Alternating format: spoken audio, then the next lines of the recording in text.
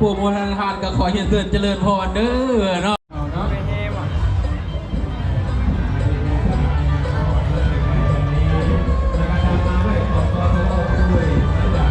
อีกแล้วเนาะแก้วแก่นท่านธรรมมาแม่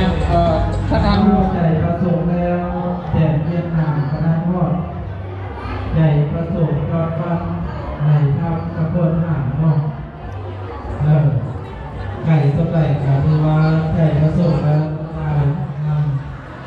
เดี๋ยวออกเปิดยันโยมที่มีราคาสถาน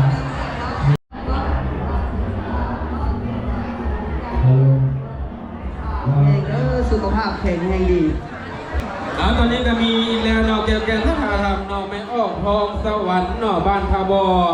เพิ่นก็มีท่านธรรมมาห่วงที่เป็นจำนวน20,000ที่เนาะแล้วก็ติดตามมาด้วยไม่ออกไข่บ้านปากกระดันเนาะเพิ่นก็มีท่านธรรมมาห่วงเป็นจำนวน20,000ที่เนาะ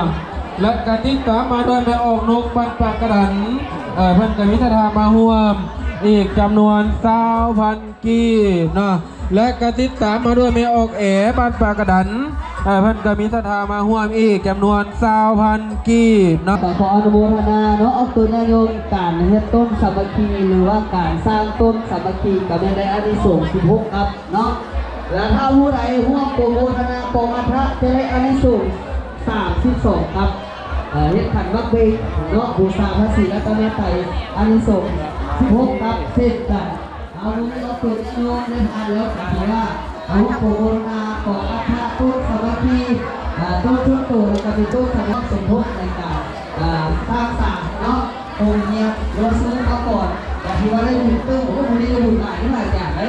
โอ้เป็นแล้วเป็นแล้วบุญใหญ่เนาะก็เป็นของพวกเรา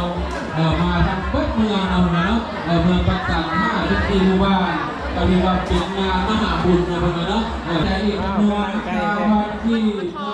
และการที่ถามมาด้วยไม่ก็เหรียญบ้านมีไทยรวมตั้งใจมาต้นสมัครเลิก46พันกีบ้านหลัง45เนาะ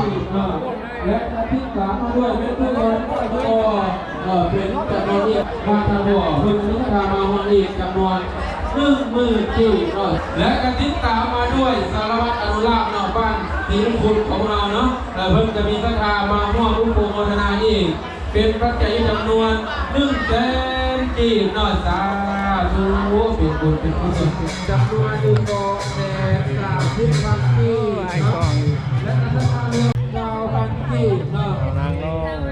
และก็ติดตามมาด้วยนางนี่เป็นจำนวนเนาะวันนี้ใส่เย็นนั่งสบายอยู่ที่ได้เย็นดีโอ้บรรยากาศทางนี้จะเสียบได้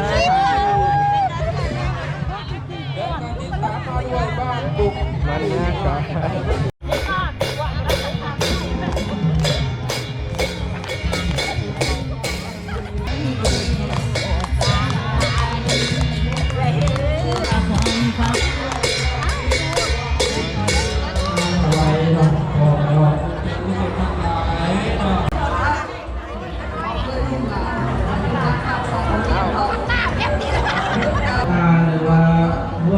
กินว่าเหียนเดินเจริญพอเอแล้วเขาตัวแน่นอนผู้ใดมาฮอดก้อนยักขึ้นมาได้หลายคนยักเพื่อดูมาตั้งหลักจึงจะมียักขึ้นมาติ้งออกเดินไอ้โม่ผมเข้ามาเลยรอบต้นบ้านได้หรอต้นสีสะอาด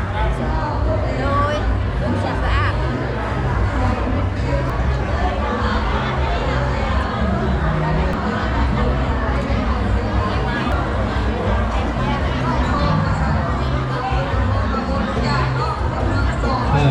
และทั้งนกก็ได้เด้อไปออกลงมือเนาะ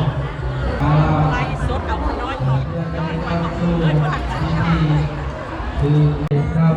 ใส่ตาศรัทธาพวกตุนญาติโยมได้ตั้งจิตมาแต่ไกลมาคือว่า ทิตย์ใส่บ้านเนาะ นมัสการดีกว่า โมเนีย ไปไหน